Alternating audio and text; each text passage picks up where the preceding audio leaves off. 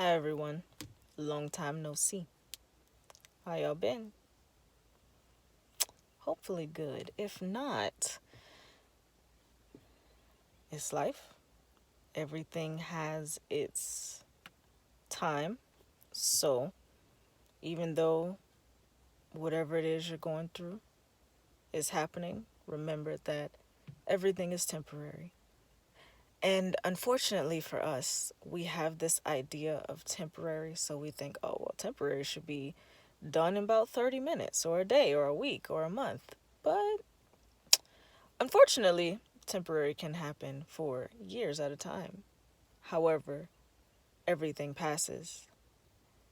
The time of the temporary depends on how much you're facing, actually dealing with whatever it is the situation at hand is. But that's not why I got on here. I guess maybe I did. I'm not sure. I wanted to talk to y'all about what I was just thinking about. Now, I'm pretty sure I told you this on multiple occasions, but guess what? It keeps coming back. So we're going to talk about it again on a much deeper level. Anyway, so I have had this dream. First of all, two events as a child. One, I was dragged. I was dragged by a little demon spirit thing. I don't know. I was sleeping in the bed. I was dragged by my foot. So when I woke up and I realized what was happening and I looked at it and I looked at it face on like I didn't say anything, I just looked at it and it just disappeared. It's like, oh shit, I got caught. Right. So from then on, I'm under the cover. Like you, to this day, my feet are not out of the covers. And that's really sad. That's sad. Especially because there are times when I'm under the cover and it's fucking hot. But something in me will not let me take off the cover. And I'm pretty sure just because I'm still a child and I'm just like, no, I'm good. I'm going to just keep this cover on because I know the cover going to protect me. I'm covered, right? Yeah, okay. Anyway, that's just a little silly one. But my biggest one is when I say child, I'm like 6 or 7, both times. This time I'm probably like 7 or 8. I'll say 7 though. Anyway, I had this dream and I was in the cage. I guess the demon who dragged me the first time, he was like, "Oh, I'm gonna get you because you caught me the first time. I'm getting you this time," right? So I was actually in a cage, and I couldn't get out. And the devil, his little demons and minions, like everybody was fucking laughing at me. Like, oh my gosh, I was just in the cage and I was just like screaming at them. I was screaming for my parents. I was screaming for basically anybody who could hear me. I was screaming and I was crying and I was needing a savior. Somebody. I needed somebody, right? Nobody came to save me, by the way. At this point, I'm probably still in the fucking cage.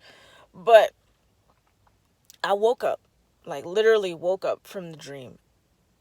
And I continued to scream and cry for my parents. I don't know why I didn't get out of the bed and go knock on their door. I don't know. Child brain here. Anyway, I was just screaming and I was crying. And what's interesting is when I was about 7, we stayed with my grandparents, my aunt, my sister was in the bed with me, and my parents were in the other room.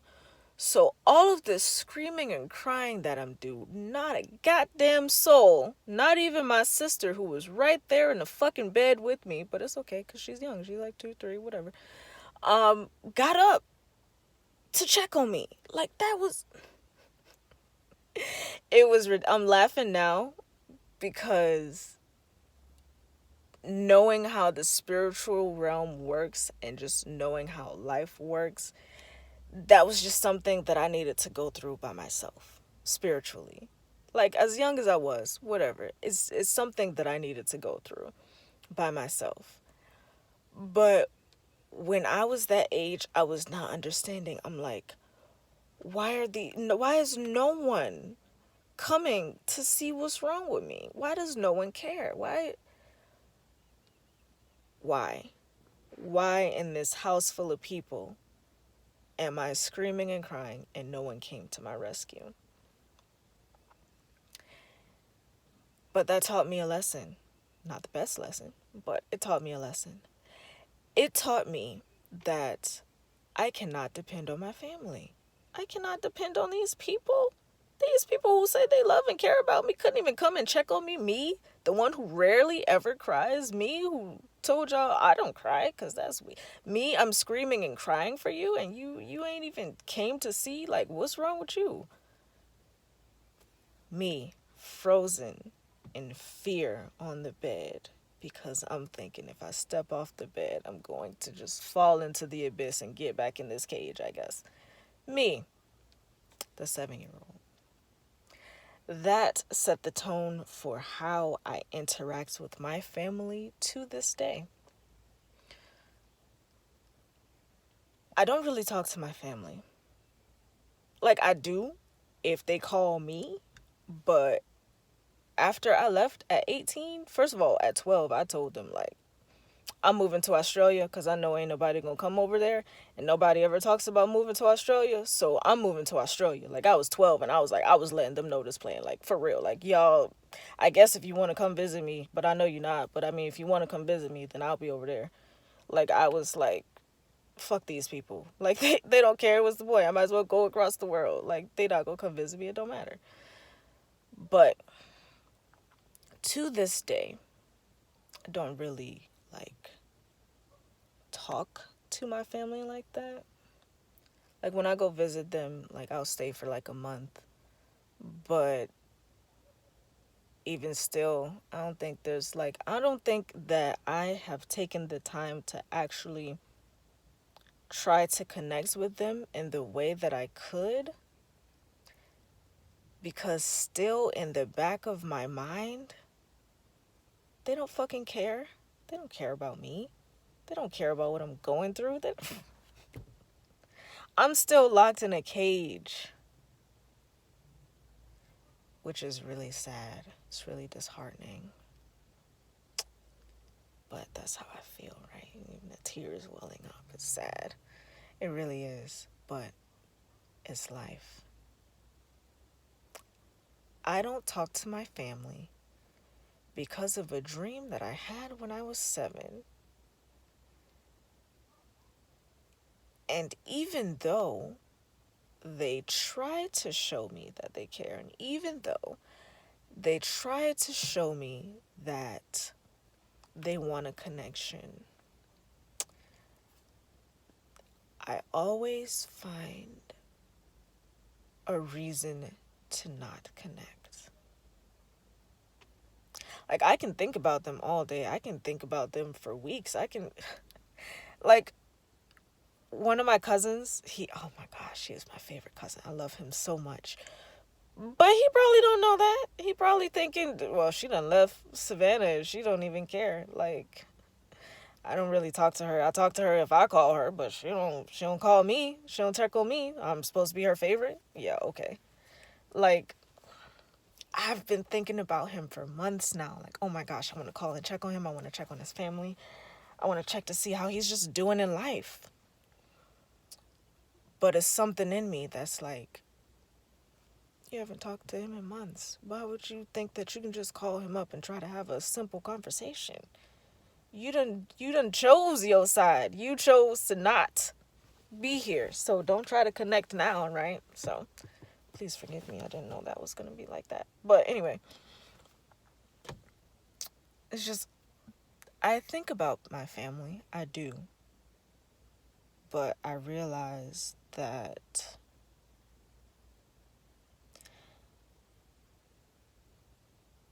I don't want to connect, or I'm afraid to connect because deep down, I don't think they give a shit. And that's just what it is. So, I know this has been like 10 minutes of really, this is what you wanted to talk about. You wasted 10 minutes of my life for this. I appreciate you watching if you watched this far. I really do. You are freaking amazing. Thank you.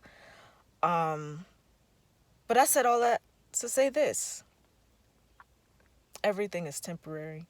if you actually take the time to look at what's continuously coming up and get into the root, get into why it's coming up, get to how it can be resolved, if it can be resolved, um, then you should do that. But for me, with that dream, like, I'm gonna just start sleeping on the covers, see how where that gets me. But as far as connecting with my family, like, I'm only 28, but at the same time, like I said, I left at 18 and I kind of went back, but that's 10 years of, well, I'm pretty sure y'all don't give a fuck about me, so I'm gonna just stay away. I'm chilling, living my own life. So I don't know how this connecting with them will go. I don't know how this reuniting, even though I'm the one who probably tore up the connection, I don't know how that's gonna go. But I'll keep you posted. Like I said, I appreciate you. If you watched this far, you are freaking amazing. Thank you. Thank you. Thank you. Remember, ain't no mountain to a climber, so keep on climbing.